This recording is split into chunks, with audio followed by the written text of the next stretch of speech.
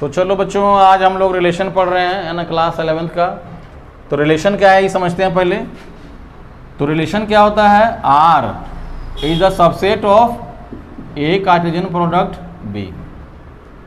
Relation क्या होता है, relation is the subset of A Cartesian product B। ठीक है, यहाँ पर इसको क्या पढ़ेंगे, कार्टेशियन प्रोडक्ट। ठीक है, R इज द सबसेट, ये क्या है बच्चों, subset. R is the subset of A Cartesian product B। तो मान लेते हैं कि सबसे पहले हम लोग इसमें सीखते हैं निकालने के लिए।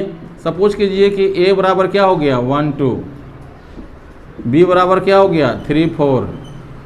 तो A कार्टेशियन प्रोडक्ट B कैसे निकलेगा 1 3, पहले 1 से लेंगे इसको, एक बार इसको, फिर लेंगे 2 से 3 और फिर 2 से 4।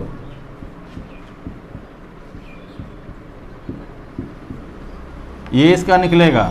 तो जब हम लोग R निकालते हैं तो कह सकते हैं कि R is the subset of, मतलब क्या हुआ कि कुछ इसका एलिमेंट यहाँ भी रहेगा, उसी को हम लोग क्या बोलेंगे, सबसेट बोलेंगे। ठीक है, तो आप इसका डिफिनेशन अगर लिखना चाहते हैं तो डिफिनेशन लिख सकते हैं कि let A and B are two non empty set. चलिए इसको हम आपको लिख के बताते हैं अगर लिखना चाहते हैं तो डिफिनेशन। लेकिन मेन चीज़ क्या है बच्चों इसका, कि आपको याद रखना पड़ेगा कि रिलेशन क्या होता है। Relation is the subset of A B का, ये कार्टेशियन प्रोडक्ट B का सबसेट होता है। ठीक है, और अगर डिफिनेशन लिखना चाहते हैं तो क्या हो जाएगा इसका डिफिनेशन, कि let A and B are two non-empty set, then a relation R from A to B, then a relation R from A to B is a subset of A Cartesian product B। ये हुआ आपका definition इसका। आप लिखना चाहते हैं तो R इस तरह से लिख दीजिए। ठीक है, और क्या इसमें कर सकते हैं बच्चों, मान लीजिए कि अगर इसमें कोई एलिमेंट ले लेते हैं AB बिलोंग्स टू R। अगर AB बिलोंग्स टू R लिखा हुआ है, यहाँ पर A और B में कोई नंबर रहेगा, जैसे 5 रह गया, 6 रह गया, तो हम लोग इसको क्या पढ़ेंगे, A रिलेटेड टू B। क्या पढ़ाएगा, A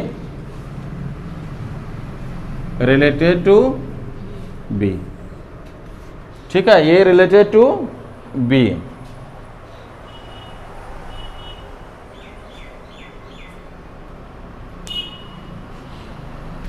आइए अब हम लोग देखते हैं फंक्शन, डोमेन,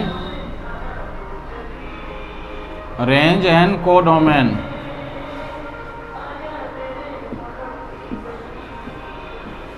हम लोग तीनों को बारी बारी से देखेंगे। तो पहले तो ये जानना पड़ेगा कि R is the subset of A Cartesian product B। ये तो हमको पहले जानना पड़ेगा। अब हम लोग इसको समझने के लिए, बढ़िया समझने के लिए हम लोग क्या करेंगे, पहले आप सेट ले लीजिए। A बराबर हो गया 1 2, छोटा सा लेते हैं, और 5 6 ले लेते हैं। तो पहले हम लोग क्या करेंगे बच्चों, AB निकालिए, 1 5 1 6 2 5 2 6। ये तो पहले हमको निकालना पड़ेगा।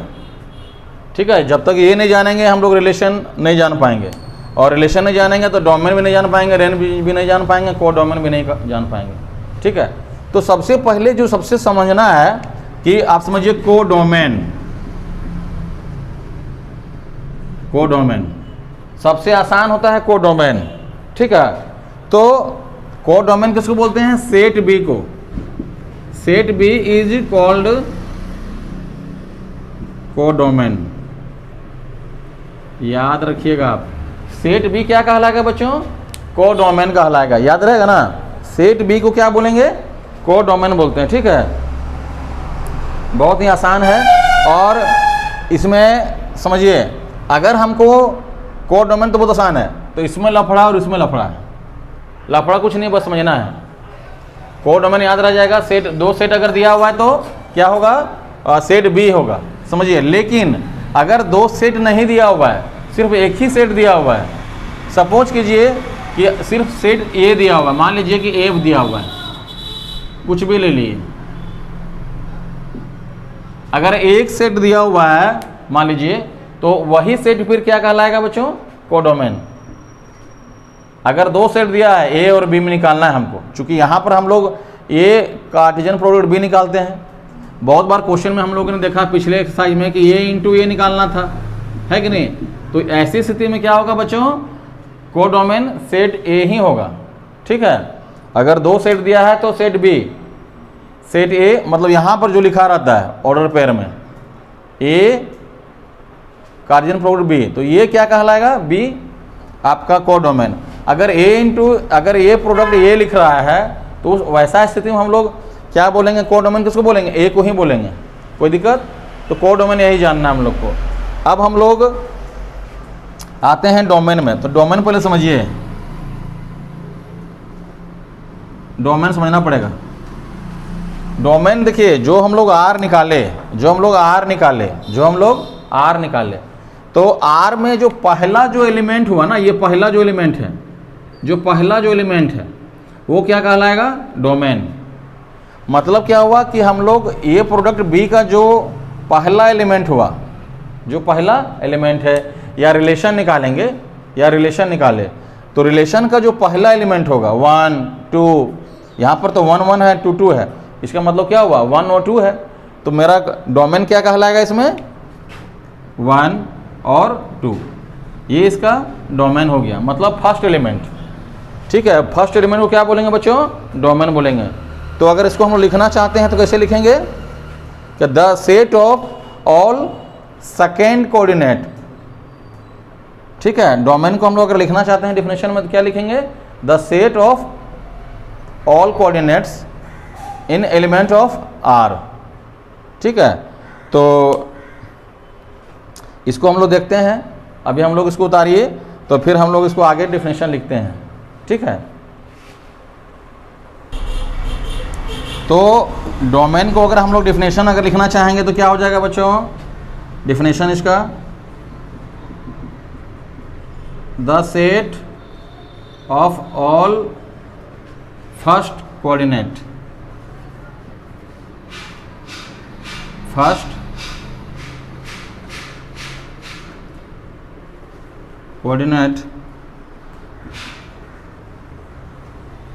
of element of R, the set of all first coordinate of element of R, ये हो जाएगा आपका डोमेन, ठीक है। R इसको इज कॉल्ड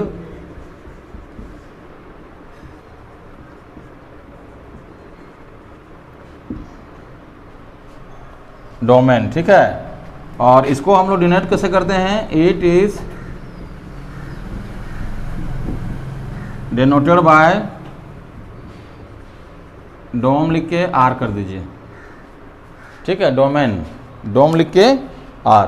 को डोमेन को अगर लिखना चाहते हैं तो आप ऐसे कर सकते हैं, डिनोट इसको, को डोमेन लिखिए और बगल में आर।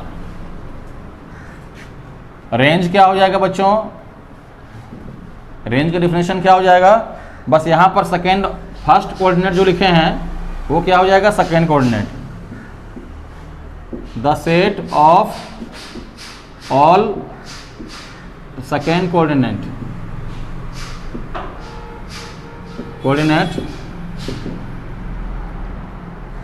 ऑफ एलिमेंट आर, ठीक है, ऑफ आर। और इसको हम लोग कैसे डिनोट करते हैं, रेंज लिख के आर लिख दीजिए, बहुत आसान है। सेकेंड कोऑर्डिनेट मतलब क्या हुआ, यहाँ पर 5 और 6 हो गया। अगर इसका रेंज लिखना चाहेंगे तो क्या हो जाएगा बच्चों, 5 और 6।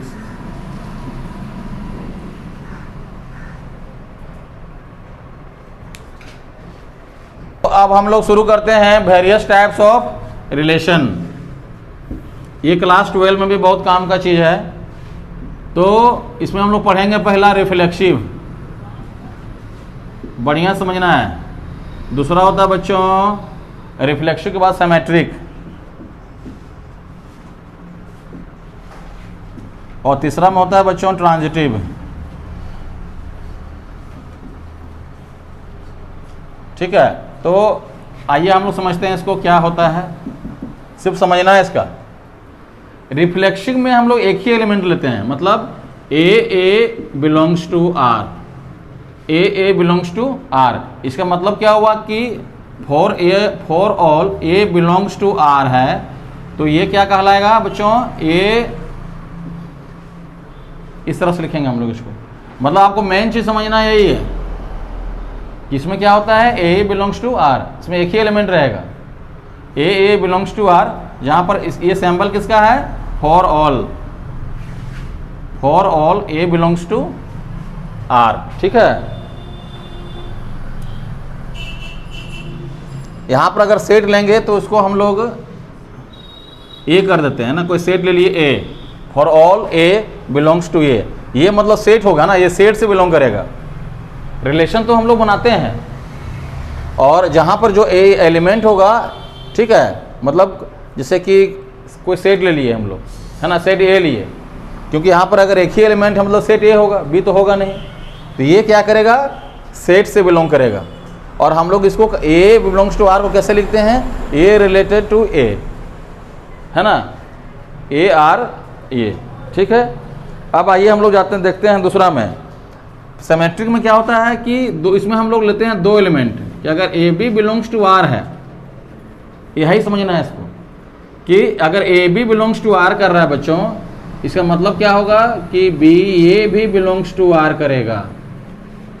बस यही समझना है कि अगर ए बी कर रहा है बिलोंग्स टू आर, मतलब क्या हुआ कि अगर 5 और 6 बिलोंग्स कर रहा है, सपोज कीजिए एक एग्जाम्पल दे रहे हैं हम, 5 6 बिलोंग्स टू आर है, इसका मतलब क्या हुआ कि 6 और 5 भी क्या होगा, आर में बिलोंग करेगा।